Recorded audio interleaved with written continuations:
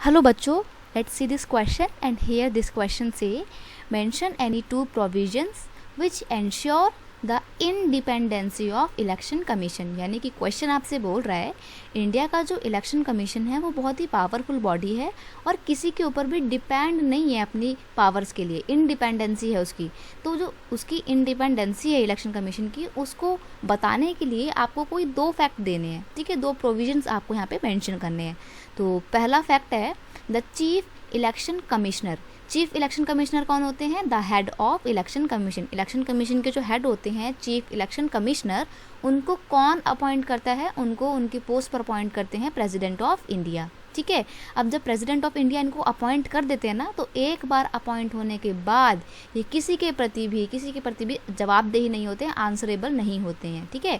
तो once appointed he she is not answerable to the president or any government. वो ना तो सरकार के प्रति जवाबदेही होंगे, यानी कि जो भी काम कर रहे हैं उसका कोई भी जवाब वो गवर्नमेंट को भी नहीं देंगे और प्रेसिडेंट को भी नहीं देंगे। तो बिल्कुल कैसा कह सकते हो आप, बिल्कुल फ्री हैं ये, अपनी पावर्स का कैसे भी इस्तेमाल कर सकते हैं।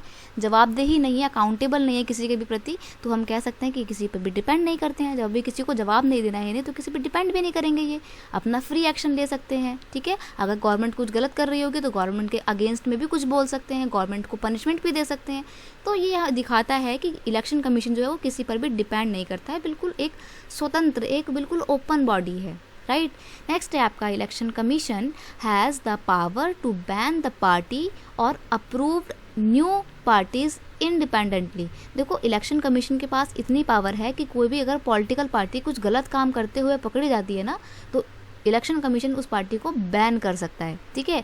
बैन तो कर सकता है, साथ में अगर कोई नई पार्टी खड़ी होना चाहती है तो वो उसको अप्रूव भी कर सकता है। तो किसी भी पार्टी को बैन करने के लिए और नई पार्टी को अप्रूवल देने के लिए उसको किसी से भी ना सलाह नहीं लेनी पड़ती, किसी की सलाह के लिए डिपेंड नहीं होना पड़ता है। वो बिना किसी से सलाह मशवरा किए खुले रूप से अपने निर्णय जो है वो देते हैं। कौन? Election commission. इसलिए हम कह सकते हैं कोई बिल्कुल इंडिपेंडेंट बॉडी है, किसी के ऊपर भी निर्भर नहीं है, किसी पे भी डिपेंड नहीं करते हैं, एक स्वतंत्र संस्था के तौर पे काम कर रहे हैं।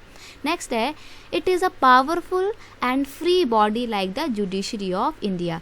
जैसे जुडिशरी है हमारी इंडिया का सुप्रीम कोर्ट या स्टेट कोर्ट जो है किसी के ऊपर भी डिपेंड नहीं करता ना। जुडिशरी हमारा अपने आंसर किसी के प्रति भी अकाउंटेबल नहीं होता है, आंसरेबल नहीं होता है। तो जुडिशरी जिस तरीके से एकदम स्वतंत्र संस्था के रूप में कर रही है, एक ओपन बॉडी के तौर पे काम कर रही है, सिमिलरली जो इंडिया का इलेक्शन कमीशन है वो भी बहुत पावरफुल है और एक फ्री बॉडी के तौर पे काम कर रहा है, ठीक है। तो इस तरीके से हम कह सकते हैं कि जो इंडिया का इलेक्शन कमीशन है वो किसी पे भी डिपेंड नहीं करता है। यहाँ तक कि जो वो गवर्नमेंट है ना, सेंट्रल गवर्नमेंट हो या रूलिंग गवर्नमेंट हो, कोई सी भी गवर्नमेंट हो, उन तक को भी कोई भी गाइडलाइंस मानने के लिए वो बोल सकता है। तो बिल्कुल स्वतंत्र रूप से ये काम करता है।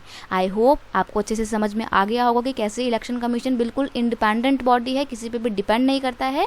Best of luck.